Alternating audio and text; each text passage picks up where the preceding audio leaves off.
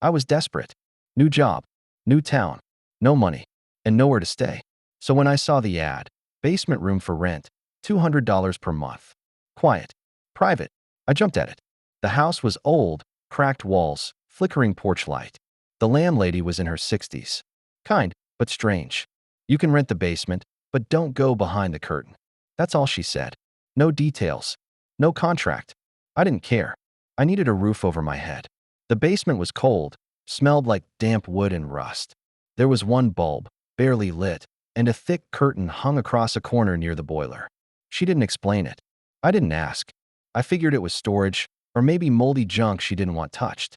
I unpacked my things, set up my sleeping bag on the floor, and tried to feel normal. But even the first night felt off. I woke up at 3:11 a.m. to what sounded like whispering. Faint, breathless, like someone was just behind the curtain. I turned on the flashlight on my phone. Nothing.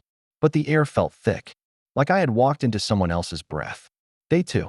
I came home late and noticed something weird. My shampoo bottle, which I kept in a sealed box, was open and dripping. I asked the landlady if she had gone downstairs. She just smiled and said, "The basement doesn't stay empty long." I laughed awkwardly, hoping it was just a weird joke. But that night, I dreamed of scratching. Not on wood, on flesh. On day 3, I noticed something terrifying. The curtain had moved. It had been completely flush with the wall before. Now, there was a gap, maybe 2 inches. I swear I saw an eye looking through. But when I jumped up, yanked it back, nothing. Just a small, empty space with rotting boards and a dead rat. But something smelled alive. By day 5, I wasn't sleeping. I heard soft knocks from behind the curtain every night. 3 knocks, then silence. At 2:33 a.m., like a ritual. Once, I yelled out, "Who's there?" The knock stopped, but a voice whispered back, "You are." I ran upstairs, heart pounding. The landlady was watching TV, unfazed. I told her what I heard. She looked at me with this sad expression. "It gets stronger when you speak to it." I asked her what I it. She only said, "He was my son, but what's down there isn't him anymore." I packed my bag that night, was ready to leave. But just as I zipped up, I heard a scream, coming from behind the curtain. It wasn't loud, but it sounded just like me, like I was trapped behind it, begging to be let out. I couldn't help it.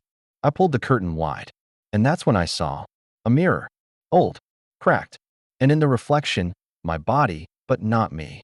The version in the mirror smiled. Then it spoke. Finally, I get the bed.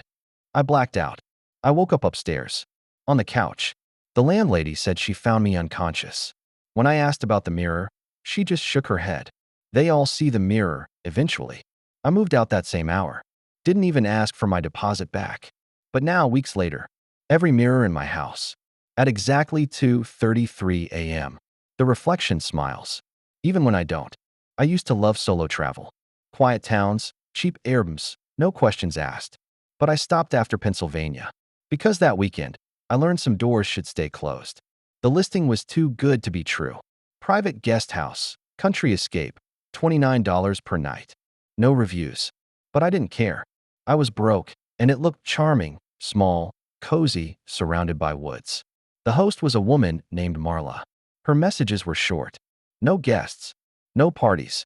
Stay out of the locked room. That last part stuck out. I assumed it was just where she stored cleaning supplies, or maybe something personal. I booked 2 nights. The place was off. Not dirty. Just weird. Plastic on the furniture, even though no one had lived there in a while. A ticking grandfather clock with no hands. The air smelled faintly of bleach and lavender. There were no mirrors in the entire house. She greeted me when I arrived. Marla was pale, late 40s, smiled, but not with her eyes. "Let me know if you need anything. Just remember, don't try the basement door." I didn't even know there was a basement. Night 1 was mostly fine. I read a book, drank tea, ignored the uneasy feeling crawling under my skin. Around 2 a.m., I heard humming, soft, female, coming from directly below the bedroom. The floorboards beneath my bed felt warm. I convinced myself the pipes were old. Country homes were weird. Morning came. I asked Marla if she was up last night. "No. I sleep with earplugs. I don't hear anything." She stared at me a little too long, then walked away. Night 2 got worse. I woke up gasping. It felt like someone had been watching me from the corner. Except the corner was empty. Until I looked closer. There was a small black scuff mark on the floor. A perfect circle, burned into the wood, like something had been standing there over and over again. The humming came again, louder. This time it wasn't peaceful. It was desperate, like someone was humming through clenched teeth. At 3:17 a.m., the basement door creaked. Not fully open, just enough to whisper an invitation. I should have ignored it, but I couldn't. I tiptoed down the hall. The air was colder, heavy. I pressed my ear to the door. Silence. Then, please just open it. It was a girl's voice, or someone pretending to be one. I ran back to bed, locked the bedroom door, pulled a chair in front of it like a kid. But when I turned around, the circle on the floor had gotten bigger. By morning, Marla had made pancakes. She smiled like nothing had happened. I asked about the voice. Her face changed, just slightly. Sometimes the house speaks, but it only lies. Then she handed me a plate and said, "You'll be gone soon. Don't listen to it." I wanted to leave, but I had one more night, and something in me needed to know what was in that basement. I should have left. God, I should have left. At 1:44 a.m., I unlocked the door. The stairs creaked all the way down. The basement was pitch black. My flashlight flickered. There was a single chair in the center of the room, facing the wall. On the wall were dozens of photos. Each one was of me, sleeping, brushing my teeth, reading, all from inside the house, from angles I never noticed. And on the chair, there was a doll, made of old clothes, a burlap face, but its mouth was sewn shut. I swear it was humming. I turned to run, but Marla was at the top of the stairs, smiling. "You went where you weren't welcome." I shoved past her, ran to my car, and never looked back. Reported the listing. It vanished within hours. No trace of Marla. No trace of that house. But last week, I got a new message request. "Thanks for visiting. You left something in the basement." And attached was a photo of me, sleeping in my current apartment.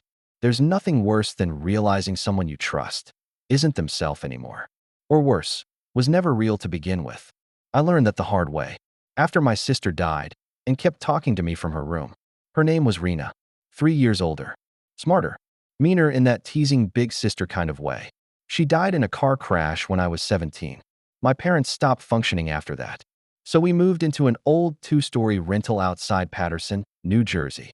New town, new school, new silence. Rena's ashes stayed on the shelf in the hallway. Her bedroom door stayed shut, at least for a while. It started with whispering. I'd walk past her room and hear, "Don't forget your math test tomorrow." Mom's burning the rice again. Rena things. Stuff she'd say casually, teasingly. I told my mom. She didn't even blink. I hear her sometimes too. She's still around. I thought maybe we were just grieving, until the door opened by itself. I came home from school and it was ajar. Not wide open, just cracked, like someone had slipped out minutes ago. The air smelled like her shampoo. Her worn-out hoodie was lying on the floor. My mom hadn't gone in. She avoided that room completely. I asked my dad, "Don't open it. Let her have her space." But Rena was dead. I stayed up one night, staring at the hallway from my bedroom. Around 2:12 a.m., I saw the light under her door flick on. Then, I heard humming. It was the lullaby she used to sing to me when I had nightmares. "Go to sleep, little crow. Stars will guard you till tomorrow." I cried. I missed her so much. I thought maybe this was normal. Maybe her soul stayed. But what happened next made me realize this wasn't her. One night, I finally cracked. I opened her door. Her room was untouched. Bed perfectly made. Posters still up. Smelled just like she left it.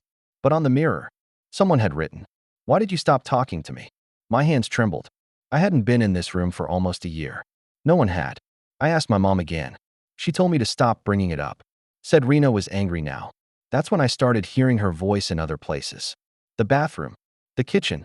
Once whispering from inside my closet. But the scariest moment? It was when I was sitting on my bed, studying. And my sister's voice came from behind me. "You're holding your pen wrong." "Still dumb, huh?" I turned. Nothing. But the mirror on my desk showed something standing behind me. For half a second, a girl in Rena's clothes, with a face that looked almost right. Almost. I stopped sleeping. Started staying over at my friend's place. But every time I came back, Rena was louder. More agitated. "Don't leave me again. I don't like being alone. Why did you let me die?" She never said things like that when she was alive. One night, my mom finally broke. She sat me down and said, "I think we brought something back." Apparently, after the funeral, she'd visited a woman. A psychic paid her to make sure Rena stays with us. She thought it was harmless. A mother desperate to hold on to her daughter. But the woman had warned her. If it speaks from more than one room, it's no longer your child. We left the house that night. Didn't pack. Didn't even lock the door.